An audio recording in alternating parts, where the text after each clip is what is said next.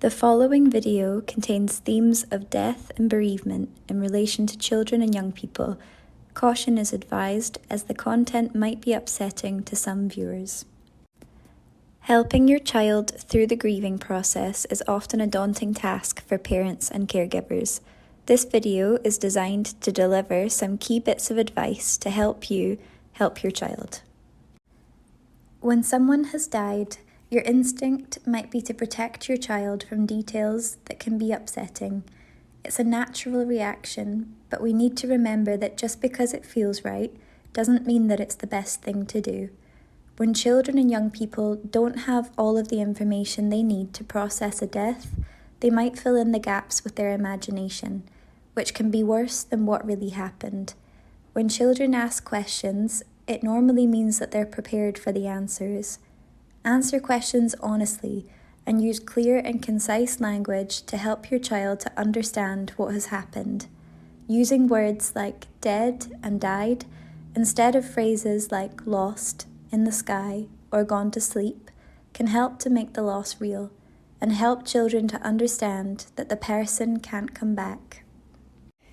Children and young people can find comfort in being included in decisions surrounding the death. When someone has died, we can feel powerless, and so can our children. Think about the things that might give your child some control. You might ask, would you like to draw a picture or write a letter to put in the coffin? Or, would you like to help pick music for the funeral? Some children and young people might want to attend the funeral. Others will not. It is important to help your child to decide whether they want to go to the funeral by explaining what it will be like, so that they can gauge whether it is something they want to do. If they decide not to go, you can have conversations about other ways that your child might be able to say goodbye.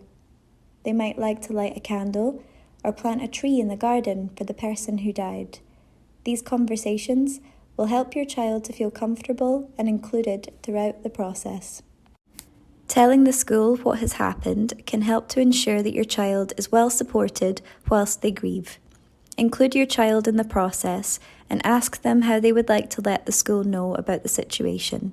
It might be that there is a specific person at the school who has a good relationship with your child and that they'd like them to know first.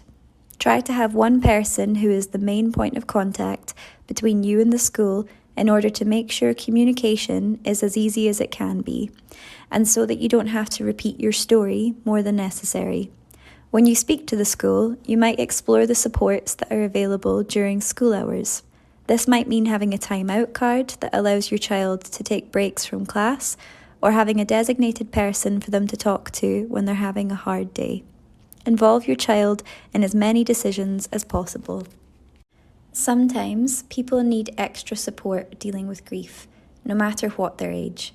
If you or your child feel like they're struggling to cope, or if you are unsure how to help them through this process, discuss with them the possibility of bereavement support.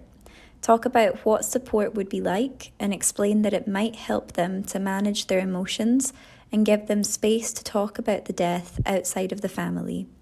Normalize the idea of support and reassure your child by explaining that it isn't unusual for people to get some extra help when they're having a challenging time. Help them to keep the memory of the person who has died alive by talking and remembering them, particularly at special times of year. Some children and young people find it useful to make something to remember the person by, such as a memory box. Some people might like to keep something which belonged to the person who died. If it is possible, offer your child the opportunity to choose something to keep. If it is not, they might like to make something to remember the person who died. This can help them to feel connected to their person, even after they are gone. It can be particularly helpful when children or young people are worried that they might forget the person who died. It's normal to feel guilty when someone has died, and children and young people will sometimes say that they feel guilty for having fun, playing, or laughing. This can sometimes be because they think that if they're having a nice time, it seems as if they don't care about the person who has died, or that other people might think that they have forgotten about them. Remind them that it's okay to have fun, and that actually it is important to. Grief can be tiring, so we all need to take breaks from it and enjoy ourselves so that we have energy and can continue to be safe and healthy whilst we grieve. It is important to validate the feeling of guilt, even when you are trying to reassure your child that it is okay to have fun. This will help them to know that all of their feelings are okay to have. You might relate to your child so that they feel less alone in their guilt. Perhaps say something like, "It must be so hard for you to feel that way. Sometimes I feel guilty for doing things without your mum too.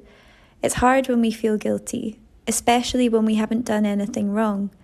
It isn't wrong to have fun or laugh or enjoy yourself. It doesn't mean that you miss your mum any less or that you have forgotten about her. Sometimes we need to take a break from all those hard feelings, so it's actually really important for you to have fun sometimes." Try to avoid phrases like, "Don't feel guilty," or "Mum wouldn't want you to feel guilty, she'd want you to have fun," which are well-intentioned but can lead to children feeling wrong for having feelings that they can't help having. Sometimes, children and young people will need time alone to help them process their feelings. Allow them the space to do so, but if you start to worry, make space to talk to them about what is going on. If you notice sleep problems or changes to eating, it might be helpful to explore them with your child and to come up with helpful strategies together. For example, it might be that your child is having trouble with eating because they miss a certain meal their person used to make. If this is the case, you might talk about trying to make the meal together so that you can eat it again, or maybe it will be enough just to acknowledge how difficult it is to miss things about the person. Everyone is different, and you will know your own child, so check in if you notice something out of the ordinary. Sometimes, children and young people can begin to blame themselves for the death of someone they care about. Talking about this feeling and making space to explore where it is coming from can be helpful. Validate the feeling by acknowledging that it's really hard to feel that way, but also remind them that it is not their fault and that nothing they did, said, or thought caused the person to die. Not every child or young person who grieves will need bereavement support, but Richmond's Hope is here for the ones who do. Please get in touch if you would like more information or advice, or to refer a child or young person.